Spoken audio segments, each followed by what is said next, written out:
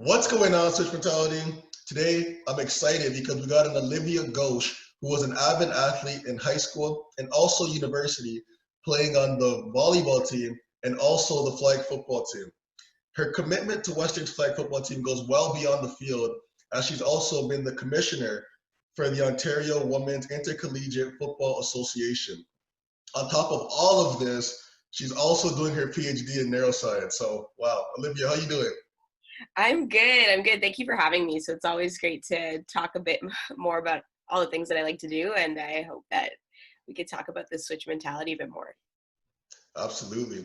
So, Olivia, I'm mentioning all these things, whether it be athletics or whether it be the fact that you're doing a PhD or you got into Western on this academic merit scholarship. And it's one thing to be a superior athlete, it's another thing to be a superior academic, but it seems like you're doing both. And my question is how? Like, how are you finding the time to do this? Honestly, that's $1 million question. I get asked this actually more than I'd like, because it puts into reality just kind of the commitment that you do have to put into the things that you do. So what I find is that I'm busy, but I enjoy being busy. So it's something that keeps me on track. So when I have sports, what's keeping me on track with school and vice versa, because time is so limited. So it's I have to take advantage of the minutes I've got essentially, and the days go by quick, and sometimes they go by really slowly. And for sure you have those burnout days, and that's when it's okay to like disappear for a day. I will turn off my phone. I will disengage so I can like catch up on myself. But I don't know, I just enjoy being able to combine both. And it's funny because a lot of coaches at least try to think that my PhD can apply to my sports somehow. So it's a different thought in that way, where I tend to be a leader, and in the positions I play, for example, I was a setter in volleyball and a libero, and then in football I play as quarterback. So a lot of times that requires more thinking, strategizing, and kind of being a leader on the court, and that applies academically and vice versa. So I'm kind of finding that balance of being able to maintain the two at almost at all times in my day. Yeah, no, and it's weird. I almost feel like during the football season, even though I was busy and I was going to practice meetings and also like class, I almost felt like I was more efficient because like I rarely had any time to waste. So it was like, okay, if I spend these 2 hours, like I guess procrastinating, I no longer have those 2 hours to do this work. So either I do it now or I never do it. Did you feel like it was similar for you? Exactly. It's the same thing for me, because if I slack in one, so if I'm slacking in practice, I find it often reflects in like what I want to do after. It's like both. You realize that you go into practice and you have those 2.5 dedicated hours of getting something done then, and it just kind of transfers into what you're doing school wise. So it's like um you build skills both ways. So then when you get off the field, off the court, it's like, okay, I got to take advantage of this time I have, because like you said, it's all about efficiency, and what you can use that time for. Exactly. And you know the old adage, if you want something done, you give it to a busy person. And for some reason, like every time I'm like busy, I always think back to them. It's so true because you kind of have to be efficient. Otherwise, again, like I said before, you kind of run out of time. And not only are you doing like obviously amazing things academically and also athletically, you've also made it very apparent to be involved in the community and to be an advocate. And talk to us a little bit about what made you so passionate about being an advocate and some of the things that you're advocating for. So I'll definitely say being a student athlete. So it's not just one thing, right? It's kind of like you're working towards two things at the same time and balancing it, like we just discussed. So it's more so like being able to advocate for students as well as being able to advocate for athletes kind of built my voice. So that started in high school and it's just kind of become a part of me. So as a student advocate, I'm ensuring that we have opportunities and experiences that are rewarding, because school is one thing, doing your academics is another thing, but you've got all these other things going on in the background. You're trying to be a student, you're trying to be a friend, a family member. So how can we create an enriched experience so you can succeed in all those things? So at Western, for example, in my PhD, I am like the student representative for my graduate program. I also sit on a number of different uh, committees and councils. So that's specific to equity, diversity, and inclusion. So that really targets more of the underrepresented groups and kind of elevating the voices of those who aren't necessarily heard all the time, right? So that's a huge component of where I advocate for both students and what that represents as an athlete or as an academic. So then when I transfer it to sports, I'm advocating for women and women in sport.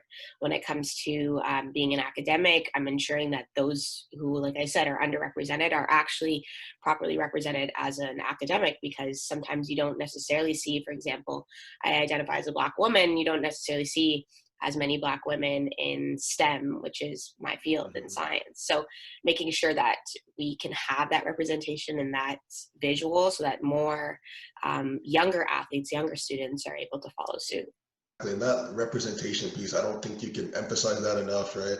Because it's, as a black, me as a Black man and you as a Black woman, like Black people, they tend to see like what they can do on TV, whether it be like an artist or an athlete, and that's kind of the picture that's in their mind, right? And myself, I'm the first like lawyer in my family, the first person I know that is in law school, and it took me going to Queens and people around me kind of wanting that same goal for me to then think it was possible, right? So the fact that you're harping on like that representation aspect, I think it's so significant because people really do have to see it to believe it.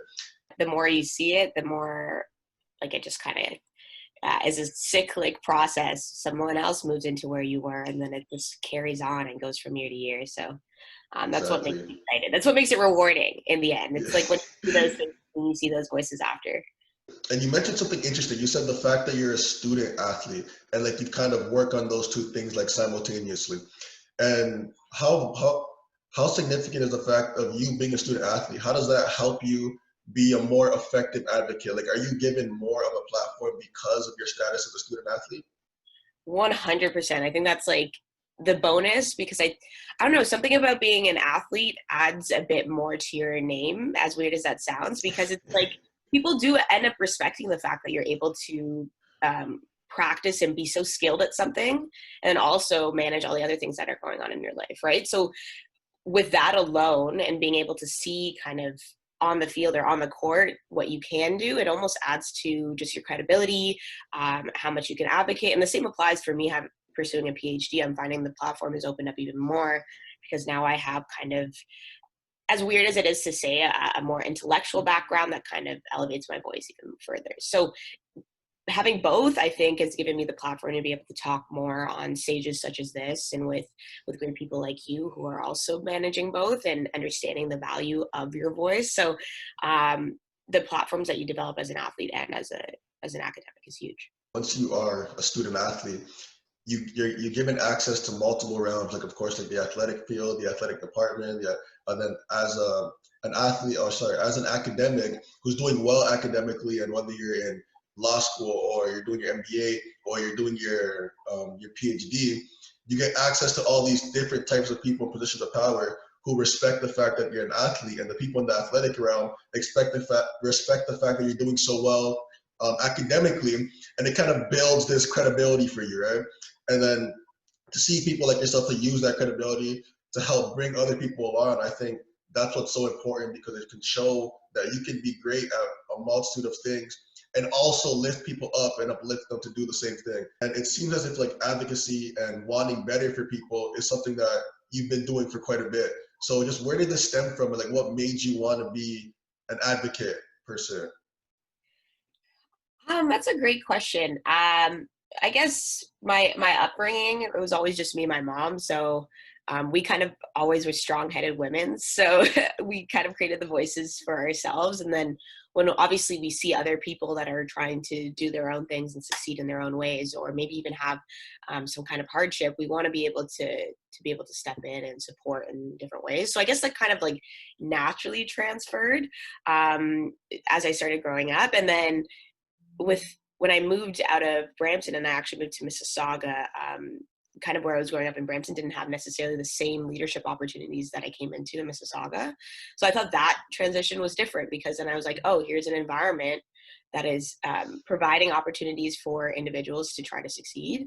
I think that was kind of new to me. So when I saw it and I never had those advantages before, I kind of like took it and ran with it. So, and they happen to be an advocacy-based thing. So, for example, like grade 5, I think it was a student council. I don't know what we called ourselves, student parliament, but that's where it was like the first chance I could kind of take on a leadership position. And it's fun because you get to engage with your peers in a different way when they see you in a leadership position, because then they're like, oh, this person's cool.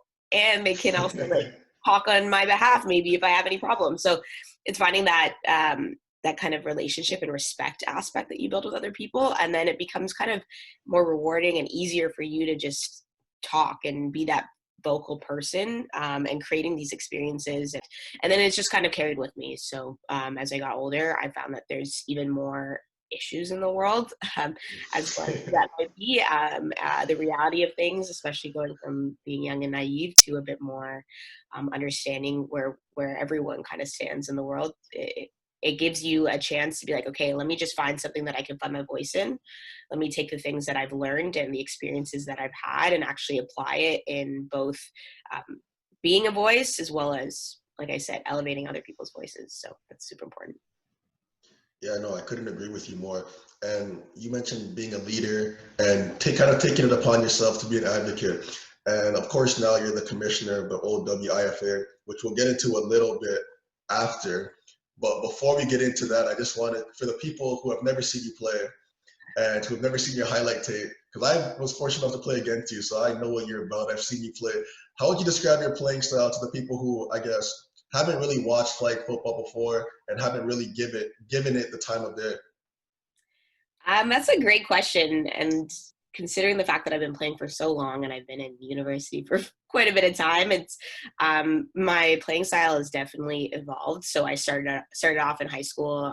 Luckily, the region of Peel had a flag football league as like a varsity sport. So I started as a kind of a running back slot receiver, and then I transitioned into a quarterback. And that kind of came as the fact that I carried that leader aspect, and I didn't necessarily have all the skills to throw a ball maybe initially, and then obviously I developed that over time.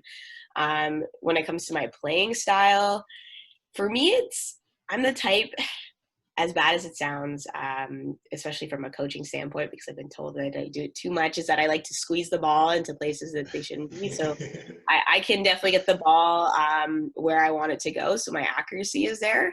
My reads maybe aren't the best one. I like to make my life even more difficult than it needs to be, but it lands. So I would like to say that I'm a risk taker, and I like to go big and score. So that's definitely what keeps me going as a quarterback. But now as I start to realize that I can kind of make reads and basically get every receiver's hands on the ball to move the ball up the field, I'm starting to realize that I'm like a fast-paced, short yardage to get the first down, and then that one big play is kind of my go-to at the moment to get the touchdown. So that's what I am as a quarterback, and obviously that comes with being a leader at the same time. So I like my huddle quiet. I like to be able to tell my receivers what they need to do so that they know they're confident on the field. And then from there, I just kind of thread the needle. That's what I have to say. Look at your high tech. For those of you guys who haven't seen it, please check it out on her Instagram. It's pretty dope. And I was seeing like Russell Wilson type, like the one where you span out of the pocket, and I was like, oh my, like this is this is something I could see Russell Wilson doing this. And a lot of people, I feel like they don't understand like the competitiveness of women's flag football. And what would you say to those people, and how would you describe the competitiveness and the preparation that goes into women's flag football?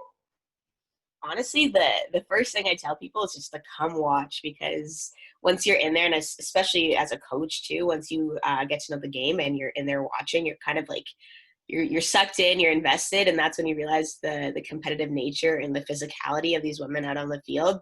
That makes it so much more, makes it fun to watch, but also think about it more critically in terms of a different type of skill that comes with playing with flags, right, versus tackle. Another aspect of the game is for prep specifically is that at least at Western, our program has gotten huge. So we had like 60 athletes last year on our team alone. 10 of them were red shirts, and then everyone kind of cycled in and out. So we do really try to follow that varsity team aspect.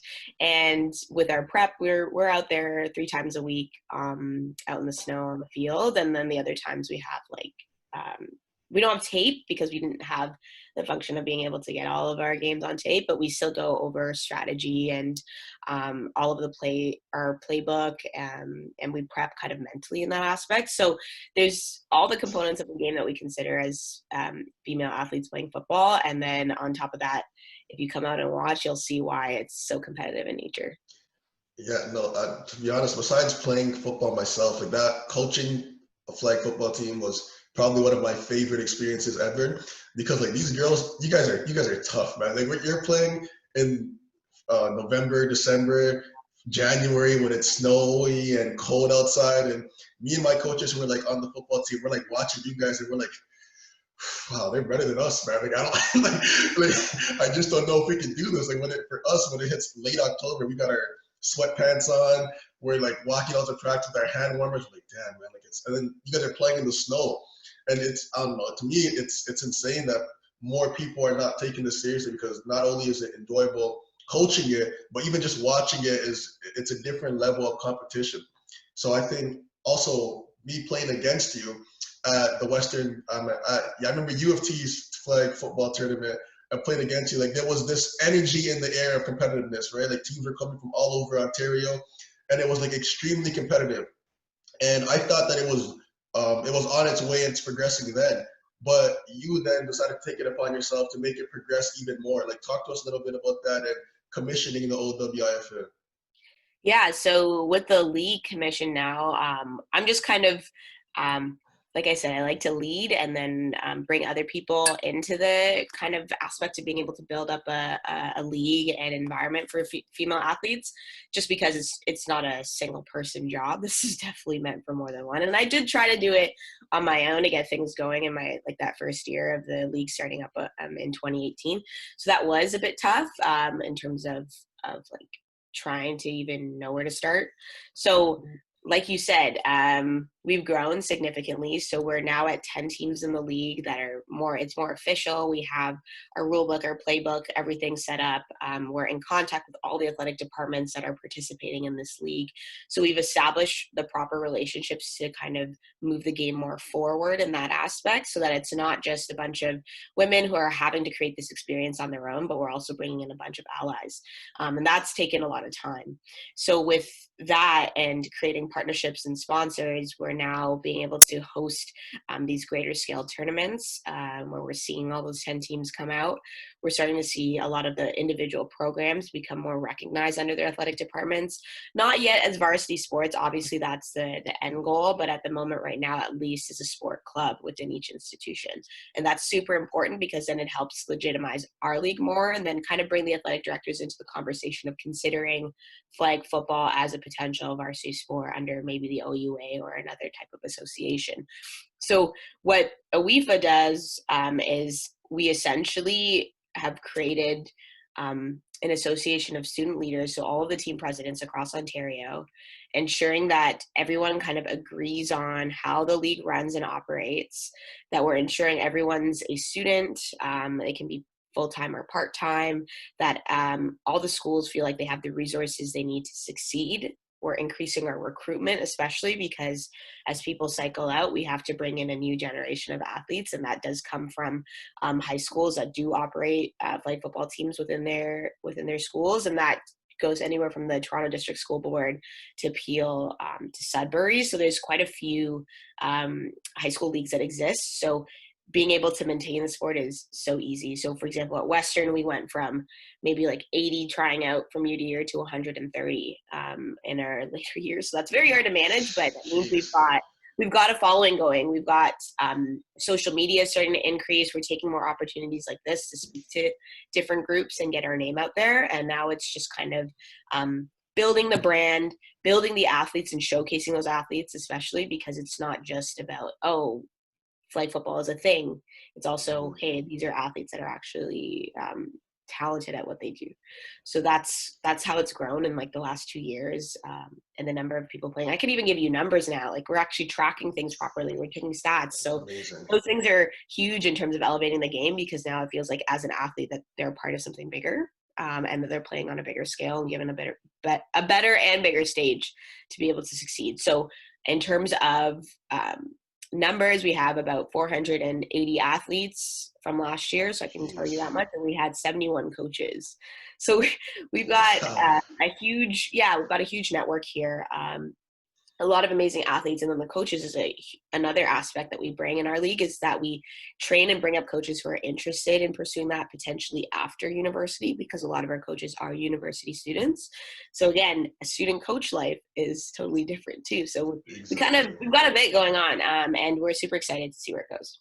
Oh, and it seems as if it's definitely progressing in the right direction. But take us back to 2018 when you were kind of starting it out by yourself and kind of figuring out what to do and what path to follow. What were some of like the key barriers and in regards to getting to this progress? So number one is creating a proper way to communicate with all the teams, because I don't know how we were doing it before, but from tournament to tournament, especially the big Laurier one that used to happen in the past, it was all by email correspondence, hoping someone had taken over the team. So now we've actually created a proper network to be able to talk and communicate. So that first year, it was like, all right, let me hunt down all of the team presidents for this upcoming year. Let's get them all online. And it started in a Facebook group at the time, so that we can chat and organize for the year. So that was a huge thing. Second, it's like, where the heck are each team in terms of being like their support? Like, how does their athletics departments or their school even recognize these programs?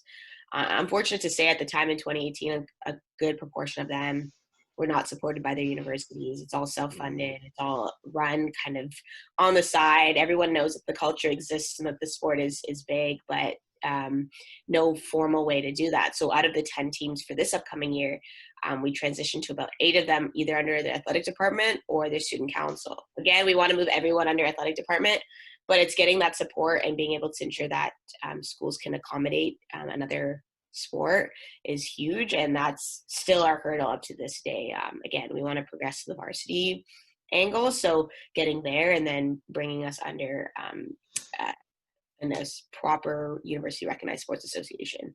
So that was one other hurdle. Second is having to explain that women are playing football in Ontario. Like that's $1 million thing to say, because people are like, sorry, wait, you play football or like soccer? No, we play American football. So that other like mentality from like spectators and other people who might be interested in coming out to watch, that's a whole other part of the game. And then again, making sure that all teams have enough athletes coming in from year to year. And I think that's not really an issue at all anymore. So it's more so making sure teams have the resources, they're recognized. And for our league right now, it's trying to bring in some sort of money, because right now we don't have that. Remember when I was coaching women's flag football, there was a fair bit of resistance, and everything was self-funded. Like we were throwing parties and finding sponsorships, and everything was like through the coaching staff and also the players. And even like finding practice fields, like it got to a point, and I don't know if I can even say this, but it got to a point where we were almost getting like kicked off of fields and like telling us like the fields are closed. And I remember there was one scenario where like someone actually like got hurt, and myself and the other coaches, like they brought us in and we got in so much trouble because they're like, you guys are not supposed to be practicing our field anyway, and now someone's hurt, you guys could be liable, you guys have them sign this, blah, blah, blah. And we're just like, right, we're giving like these are girls that want to, we're not forcing them to play. They all want to play. Like this is all voluntary, and like they want more practices. They want more games. Like they want to go out and play. So like, yeah, we're using the field, but it's not like we're holding anybody at gunpoint telling them to play. Like, And I think you pointed out some like major things. So for a lot of us, we just want to play. Like you said, we don't, no one's forcing us to play. We want to play. So we'll find ways to be able to get or give women the opportunity to play. At least at Western, we do the same thing. We have to kind of get onto a field just so that we can get practice times. We'll do fitness in the dark because the lights aren't turned on for us, and then we'll wait until the sun's up to actually start throwing around a ball, because we practice at 6:30 in the morning. So it's like we want to play. We understand the liabilities that come with it, and it's creating the proper measures to ensure that everyone's safe, that everyone has this opportunity to play. Because I will be honest, I will find my own way to play one way or another.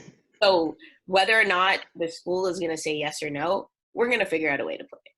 So for example, the summer, there's no opportunities in London for me to play football at a competitive and high level. So I drive into Toronto every single weekend to be able to play on a team in Toronto where it's high level and it's competitive. So we will find ways to play. We understand the risks that are involved.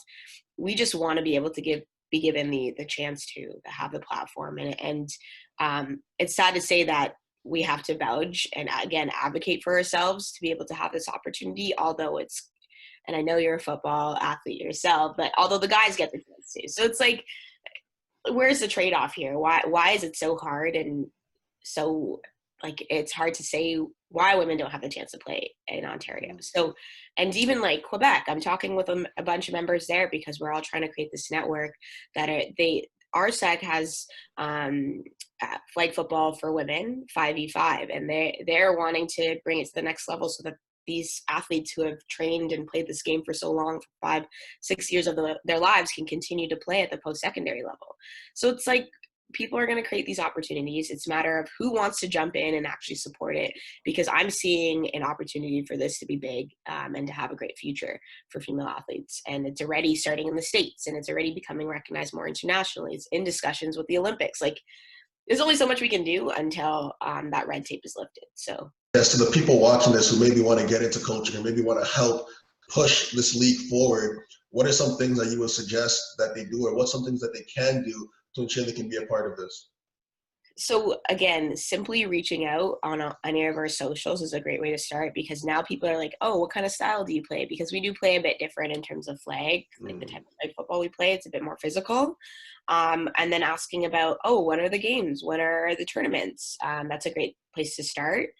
And then, of course, money always helps in terms of keeping these teams sustainable. So if you're ever looking for a sponsorship opportunity, reaching out to us on Facebook, Instagram, via our website, via email, that's a great way to start. To get into the culture more, I would say as a parent, put your daughter in flag football. It's starting to get bigger and bigger. There's UA leagues. So with Under Armour, there are, again, high schools that run flag football. There are some more local leagues that tend to be on the co-ed side than just the women's focus league. But you can get started somewhere, throw around a ball with them. And then once you see them playing and them participating in the sport, you just naturally become a part of the culture and understanding the game and being a part of it. So that when they go off to post-secondary, and I'm hoping that with all the efforts that we're doing now, it'll be more legitimized and more recognized for women to start getting scholarships to play flag football and stuff like that. So that's super important. And again, athletic departments and admin, when you're starting to recognize and appreciate your athletes and be a part of the conversation, that's super important. So for example, as a Queen's athlete and Queen's coach, they're now a ratified program under their athletics department, which was news like 2 days ago. So we're getting there. It's like pulling teeth, but any chance you can support and just be there is important already. Yeah, no, 100%. And with COVID, obviously, like, the youth sports has been canceled and there won't be any like varsity football this year. Is that the same for the women's flag football, or will there be a league this year? Yeah, so now that I've finally figured out how Twitter works, I've been pretty vocal with just kind of like chiming in here when I'm saying like, oh, people seem deprived of football. Here's your chance to maybe get back in. So right now, yeah, women's football is a go because we're pushing our season as much out of the winter months as possible. So our season this year will probably run from February 28th to March 27th, which means we're hoping that's a bit out of the way, or at least maybe that second wave, and who knows where we stand with COVID is a bit more controlled by that time. We will follow suit based off of kind of what the bigger associations are recommending and doing. And we do have a COVID plan in place to ensure that our athletes are safe if we do compete. So again, our tournaments will be smaller scale, they'll be more regional based, and then not even provincial, but it's slightly bigger, and then the championship. So that's just kind of the format that we're will adjust to accordingly. And that means, hey, if women's football programs are running, we have our tryouts coming up in September. We're ready to go. We're outdoors. We're not in indoor spaces, and we need coaches. So a lot of the teams are ready to get going. The one issue is online courses, so who's in town. But if you're in town and you want to play or even coach, and this can be a community members, this can be CFL guys. If you guys want to come out and coach, you can. And if you are like obviously undergrads or graduate students who are playing football and you have all this football knowledge, this is your chance to keep using it and be able to coach, because switching to being a coach is a whole other aspect of the game. And I think you actually learn a lot more when you have to apply it because you're taking what you've learned in game, you're seeing what has worked and how it's worked with other teams, and then how can you actually implement a system and make that work. Oh, 100%. You definitely do learn more, and I could definitely attest to that. But again, being a coach, and you might also get into some heated arguments with your friends that are also coaching. So be prepared for that as well. And I remember myself and my DC, we butt heads a fair bit after back, even with other teams. So, but the experience in itself is an amazing one, and I would implore anyone watching this to obviously go ahead and do that. So Olivia, just it seems as if like you're doing not only things in the community, you're advocating for women's flag football, you're still playing football yourself, and you're in your PhD program, but you're doing all these things. And I guess for people watching this who want to kind of know how to combine all these things and how to manage all these things, like what advice would you give them to not only be able to manage it, but to manage it in an efficient and appropriate manner? I think what's key is to acknowledge all that you do. So if you are trying to take on a bunch of leadership positions and balance school, put that down visually on paper, because then you'll see, okay, where do I need to balance my time? Where are my priorities? And then lay out kind of your week. That's super important because I live off of my calendar. So once you're able to kind of create that system that's best for you, that makes it easier. If you're looking for opportunities to get more involved, it's okay to cold call, cold email, message people, look for those opportunities, see where your voice can best fit and best benefit the community, and not being afraid to take those on. That's super important. And being able to just kind of hold yourself accountable and hold other people accountable and get support where you need it, because you can't do it all on your own. That'll make you even more successful in whatever you do. So, and acknowledging the support that you get as well. So that's probably the advice I would have to give. Yeah, no, 100%, absolutely. So Olivia, thank you obviously for coming on, sharing your experiences not only about athletics, but about academics, about advocacy. And I think it's so important because especially now, like we're in a moment where we know obviously with Black issues are being spotlighted, and a lot of athletes, especially athletes of color, are trying to learn for ways to help and trying to figure out the best ways to do that. And obviously them as student athletes, like they're given this platform in which they're able to get, again, have their voices heard, right? So hearing from someone like yourself who has been an advocate and is still an advocate while also managing all these things, I think it's so important because it shows people that it's possible and that it can be done, right? So I just want to thank you for coming on, sharing those sentiments, and also just giving people hope and reason to believe that you can do all these things while also still being great at all these things and continuing to move forward. So I appreciate you coming on and sharing those messages. Yeah, thank you so much for having me out today. And I'm hoping that anyone who wants to, you can always reach out. I'm happy to talk more and then see where, even if you're looking for opportunities to get involved, always shoot me a message. So thanks for having me. Thanks for watching Switch Mentality, and always remember, you're built different. Peace.